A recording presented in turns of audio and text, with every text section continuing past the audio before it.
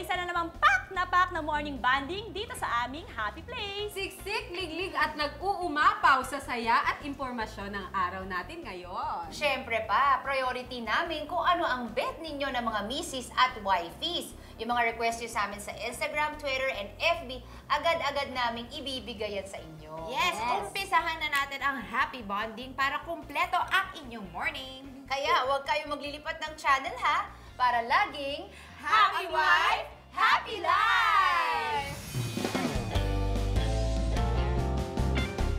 Happy si wifey, happy si mommy, ang kids at baby, pati si hubby.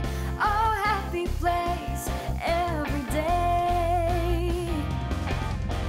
Happy wife, ang saya-saya. Happy life, ang saya-saya. Happy, happy, happy, a happy morning to you. Sa pagpapatuloy ng bonding namin ni soon-to-be Mommy Shara Soto, alamin natin mga mommies, ano nga ba yung top 10 na mga gamit na dapat meron si baby?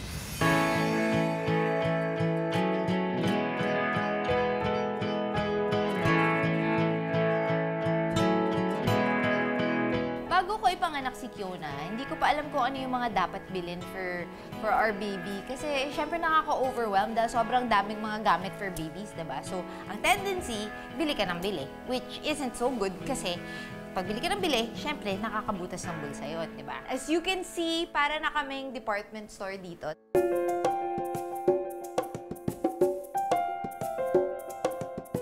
So, buti na lang, meron akong nakitang blog site, yung parents.com. And dun ko nakita kung ano yung mga dapat bilhin at hindi bilhin for your newborn child.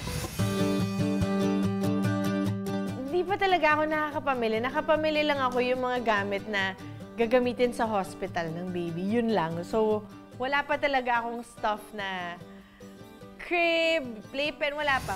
Ready na ba kayo? Ito na ang top 10 na gamit na kailangan ni baby. Unang-una sa lahat, ang crib. This is the biggest investment, diba? Ito yung pinakamahal. Medyo Pero, pero importante talaga. Alam mo, sabi nila, it's best daw na pag bumibili ng crib, bumili na yung pwede hanggang pang toddler. Para ano, kahit lumaki na. Oo, para siya, kasi syempre, mahal siya. So at least, kung hanggang pang toddler, pwede years nila magagamit. Like, this one, ito nagiging toddler bed siya. Tapos, ayun, this one, ito actually very useful to because hindi lang siya crib, pwede na rin siyang playpen.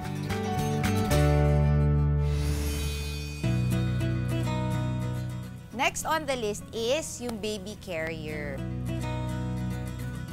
Important siya kasi, yun nga, pangit naman kung pag nasa labas tayo, nasa stroller lang lagi yung baby. Or minsan, di ba, naiinip sila. So, they want to be carried.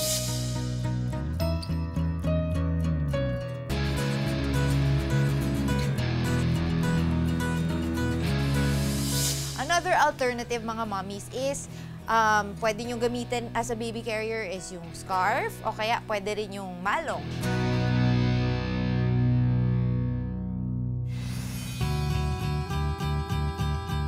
Next on the list is feeding bottles. There's 3 different kinds. Meron yung basic, which is available kahit saan. Minsan sa groceries, available din yung mga ganyang feeding bottles. Meron din anti-kabag. May mga special features siya para hindi kinakabag yung baby. Very important yun.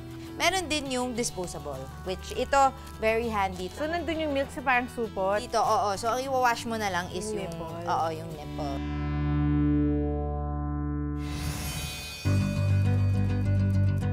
Para dun sa mga nagbe-breastfeed, merong breast pump na para makatulong to make it easier. There's 2 different kinds of breast pumps. Meron manual at meron din yung electric. Syempre, if you're working within a budget, mommies, okay na you buy yung manual. Tapos, pero kung gusto nyo mas madali naman, okay din yung electric. Very important na magkaroon ng bathtub for the babies. for safety reasons. Siyempre, para hindi malunod, hindi madulas, alam mo yon. And siyempre, hindi lang yung bathtub, meron din parang cushion or liner para, siyempre, pag newborn, masyado matigas. Oo nga. So you have to use this. Pwede mo hihiga dito. At ito, may terno na siyang sponge. Cute! Diba?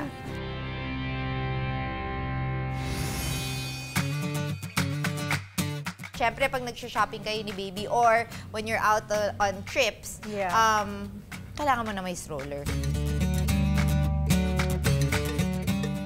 Balita ko, itong Urbo 2, ito daw yung kay Kim Kardashian. Oo nga eh. O, diba? Kaya pala sobrang mahal. Pang Hollywood, diba? So, ang ganda. Pero ang ganda, kasi leather yata. And syempre, iba-ibang klase din. Meron din mga strollers na for jogging.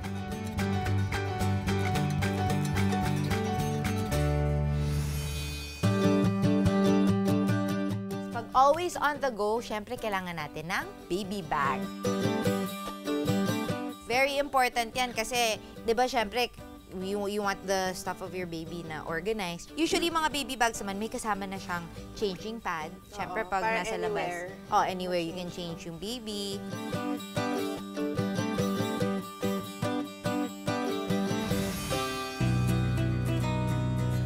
Siyempre, mga mommies and Shara, importante din na meron tayong medicine kit for the baby.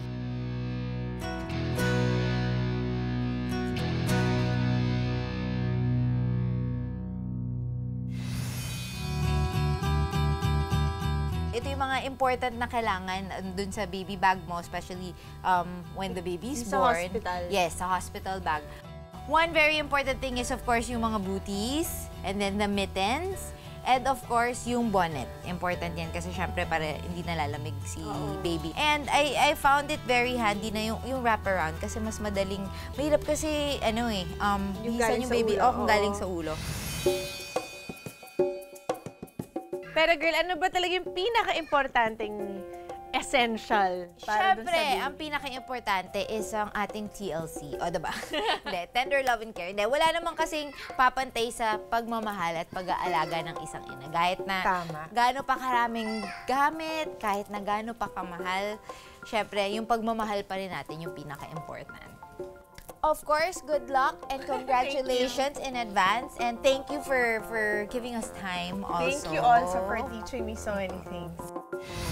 Uy, alam mo ba, Dayan, na yung may-ari ng restaurant na to ay isang kapatid celebrity rin? Sino? Hulaan mo. Masal? Sino ba yung pinahuhulaan mo, pambili? Ay, ayan na pala. Hello. Ay, grabe. Grabe ka lang pang commercial. Sabi nga nila, there is no business like show business. Pero para naman sa ating ilang mga kapatid stars, there is the food business. Kaya naman mga mamis, tara, samahan ninyo ako dahil magpo-food trip tayo habang nagsa-star sightseeing sa mga restaurant ng mga sikat. Hello mga misis! At ngayon naman, meron akong isang ininit na mami. Balita ko, gustong-gusto daw ako nito. Kalain mo yun, may nagkakagusto pa pala sa akin. But anyway, since gusto niya ako, naisipan ko na i-treat siya dito sa restaurant na pupuntahan natin. Halika kayo, samahan ninyo ako.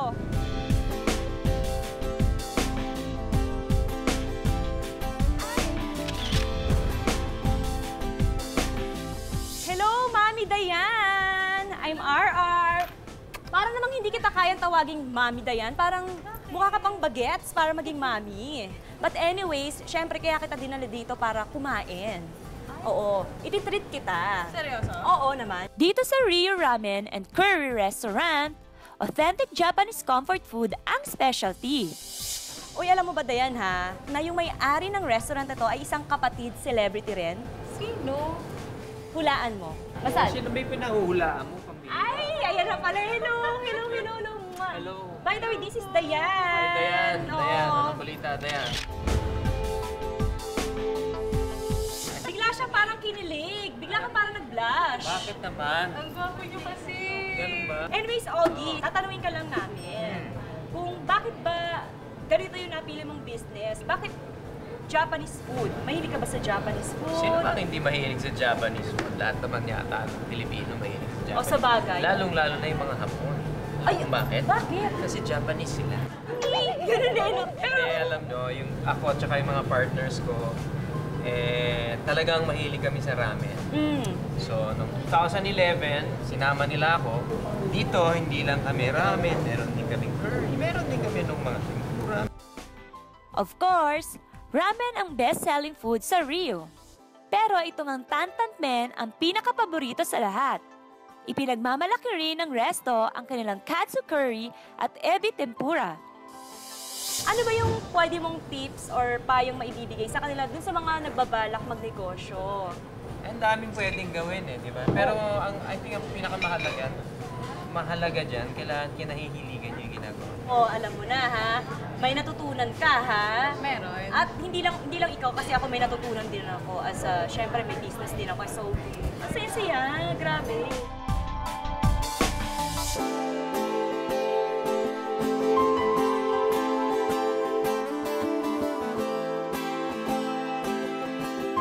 Sobrang sarap niya, grabe. Oo nga worth it yung kinakain mo. Tapos, grabe. pati yung juice nila, ang sarap din.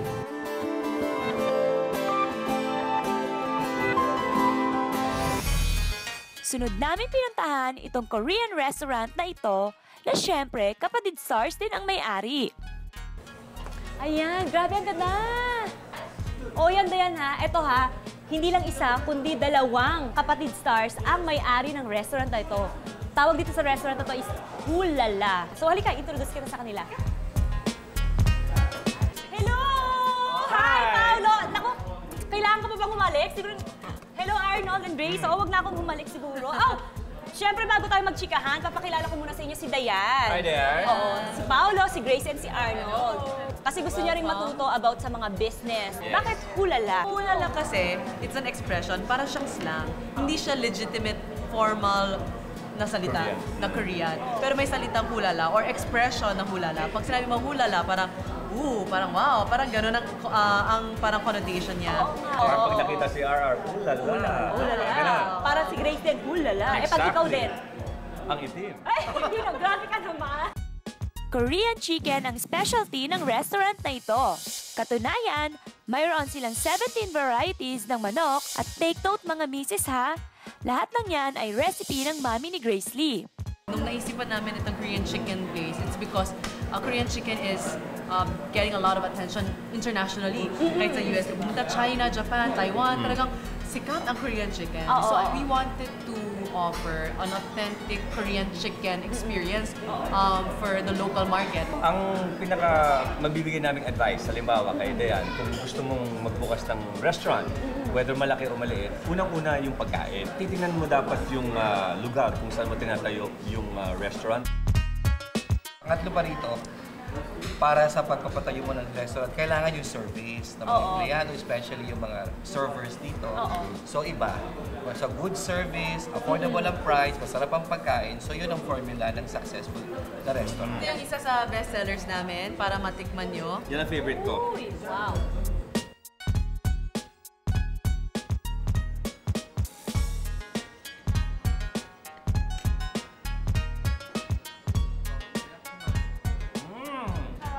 Ay, grabe. Grabe ka lang commercial. Nag-enjoy ako kasama si RR ngayong araw kasi sinamin niya ako sa mga kapatid stores natin, sa mga kanilang restaurant, tapos binigyan nila ako ng mga tips kung paano. At as a mom, meron ako natutunan kung paano lutuin or kung magkakaroon ako man ng business sooner or later, at least may idea ako. Mga misis, wala na sila Grace, si Paolo at si Arnold. Siyempre, it's time for me na kunin tong food. Grabe ang init. Sarap kasi, so i-take out ko to.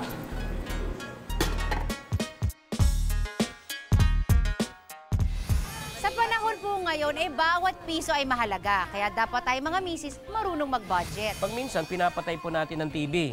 Pag pinatay po natin, meron itong tinatawag na standby mode. Pag naka-standby, akala po natin patay na, hindi kumakain ng kuryente, pero kumukonsumo pa rin yan. Lahat tayo gustong makatipid, di ba? Gusto nyo bang mabawasan ang binabayaran nyo sa ilaw, tubig, o kaya naman sa pamamalengke? Eto mga mommies, para sa inyo to, mga tipid tips na aking isi-share. Tapos may mga anak-anak pa kayo. Sa panahon po ngayon, bawat piso ay mahalaga. Kaya dapat tayo mga misis marunong mag-budget. Anong gagawin natin kung dumating ang bill ng ilaw, tubig o kaya kuryente, ginulat tayo ng tumataginting na halaga? Paano naman kung pagdating sa pamamalengke, sobra sa budget ang magastan ninyo? Huwag kayong mag-alala. I-share namin sa inyo ang ilang tips. Ako po si Ruth Arabia, 47 years old na nakatira sa San Mateo, Rizal. Malakas po kami talaga po sa kuryente kasi halos po sabay-sabay gumamit ang mga anak ko. Laptop, TV, minsan pag andito po talaga yung anak ko at yung isa gustong panoorin ay ibang channel. Yung iba talaga po nagkakasabay po talagang gamit namin yung dalawang TV po namin. Tapos sa electric pan din po, ganun din po. Sabay-sabay po yan pag andito po yung mga anak ko. Ilaw po, tapos may pa po kami. Naglalaba po ako araw-araw. Kaya ang laki po talaga na nakukonsumo ko sa kuryente. Maraming mga misis na ganito ang problema. Kaya naman kumonsulta kami sa home budgeting expert na si Chinky Tan para malaman natin kung ano ang solusyon sa ganitong problema. Oy, Aling Rod! Balita ko medyo mataas daw yung kuryente. Pwede ba makita yung billing statement? Kasi po, sir. Wow, ang laki nito ha, 1,400 ha? Hindi naman ganun kalaki yan po ang bahay. Meron ba kayong aircon? Wala po, sir. Ayun pa! Dapat pababain natin. Gusto mo, pababain natin to ng 1 to. Gusto mo? Sige po, sir. Ito, bababa na. Tignan natin yung loob mo at saka Okay tignan po, natin sir. kung paano tayo Pasok po makatipid. kayo. Okay? Po. Pag minsan, pinapatay po natin ang TV. Pag pinatay po natin, meron itong tinatawag na standby mode. Pag naka-standby, akala po natin patay na, hindi kumakain ng kuryente, pero kumukonsumo pa rin yan. Ang pinaka-best niyan ay dapat hilain natin. Hilain dapat natin sa switch. Okay? Pag hinila po natin yan, doon talaga hindi na siya kakain ng kuryente. Pagdating naman sa ilaw, tignan po natin ang mga ilaw nyo. Ang mga ilaw nyo, maganda nga siyang tignan. Pero ang problema, hindi po yan tinatawag na LED.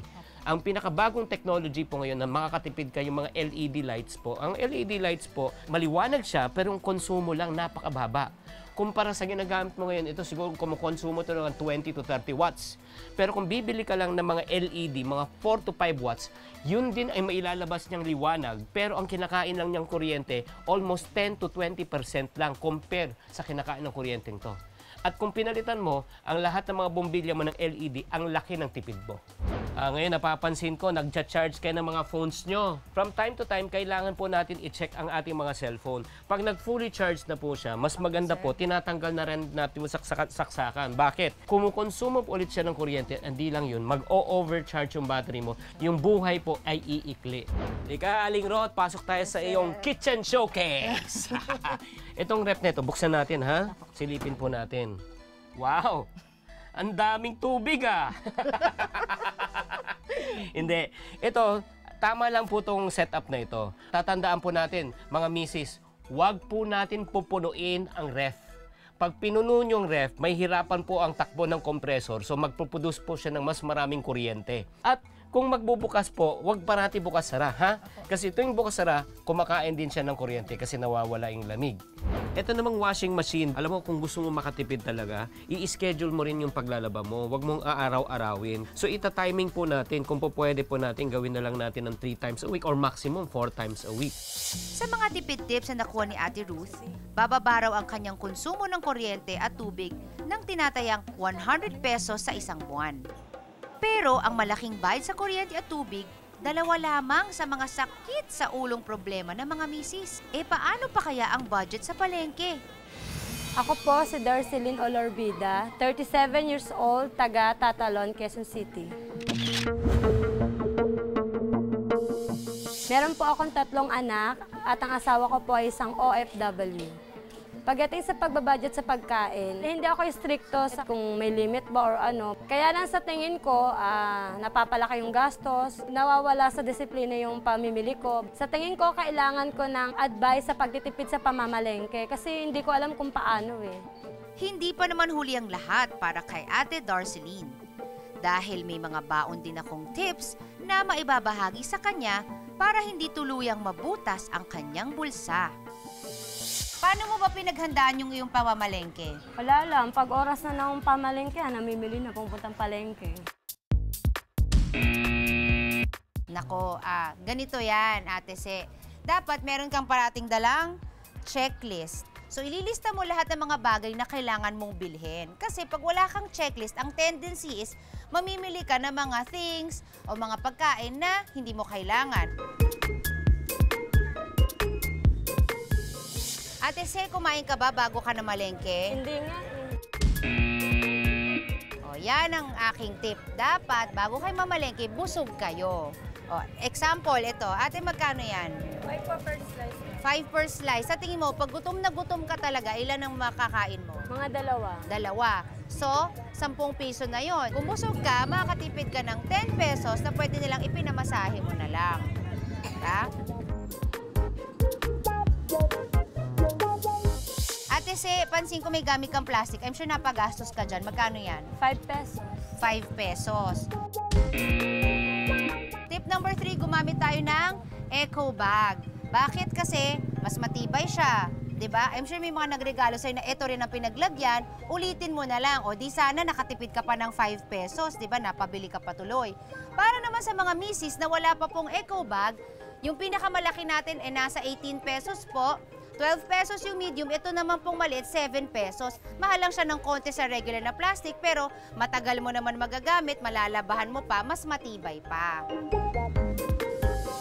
Ilan kayo sa pamilya? 4. Kuya, magkano 1 kilo ng karne? Naman po, 200. Okay, sa laman 200. Ate Se, patingin nga nung ulam. Ito. Ayan. Alam mo, dapat kalahating kilo kasya na to para sa inyo. Ang susi dyan is haluan natin yan na extenders. Halimbawa, kunwari magluto ka ng adobo, pwede ka maglagay na extenders ng patatas, carrot, tsaka dapat magaling ka magtansya kung ilan ang membro ng pamilya mo at ilan kayong kakain para hindi napapasobra ang bili. Kasi kung kalahating kilo lang ang binili mo, nakatipid ka na sana ng more or less 100 pesos. Dahil sa mga tipid tips na nalaman ni Ate Se, malaki-laki rin ang kanyang natipid ha. Sa simpleng kaalaman, ang pagbabudget ay gumagaan. Thank you, Miss Danica. Kasi marami ako natutunan tips sa'yo. Lalo na ngayon yung budget, medyo very tight. Kaya yun, salamat talaga. Thank you din. And sana sa susunod mong pamamalengke, mas makakatipid ka na. Thank you. Thank you. O, di ba mga misis? Happy wives na ngayon sila Ruth at saka si Ate Se. Sana kayo dyan, sa mga bahay-bahay, meron naman kayong natutunan sa dami ng tips na i-share namin ngayon sa inyo. Dahil ang matitipid na pera ay mailalaan pa para sa mga bagay na mas mahalaga. Overload talaga ang saya dito sa ating happy place. Yes! At hindi lang fun overload dahil bibigyan din namin kayo ng anti-tip para sa mas ikagagaan ng buhay ng mga misis. Kaya huwag kayong absent bukas dahil marami pa tayong masasarap na food trip at makikilalang mga celebrities. Yes, makichika kayo sa aming Facebook, Twitter at Instagram. Yung mga request nyo na mga recipe, mga do-it-yourself tips, tsaka yung mga mommy celebrities na gusto nilang ipa-feature, aba, i-push nyo lang yan. Mag-message na kayo sa Facebook. Basta remember mga mommies and wifeys, kami ang lagi ninyong mga kakampi. Mas masaya ang morning kapag tayo magkakabonding. Dito lang yan sa Ultimate Happy Place para Happy Wife, Happy Life! Ano sa French ang happy wife, happy life? Femme heureuse, vie heureuse. Hala, ang hirap! Again, go. Try mo. Femme heureuse, vie heureuse. Sabihin mo, nakakapagpabagabag. Nakakapagpagabagabag. Isa sa mga paboritong ulam ng mga Pilipino ang sinigang. Pero paano kung ang luto ng sinigang ay pare-pareho lang? Kaya ngayong happy morning, sinigang with a twist ang ihahain namin sa tulong ni Chef Jonathan M. Ang twist lang natin is lalagyan natin siya ng pakwan. Wow! Okay. Pakwan. A happy morning to you.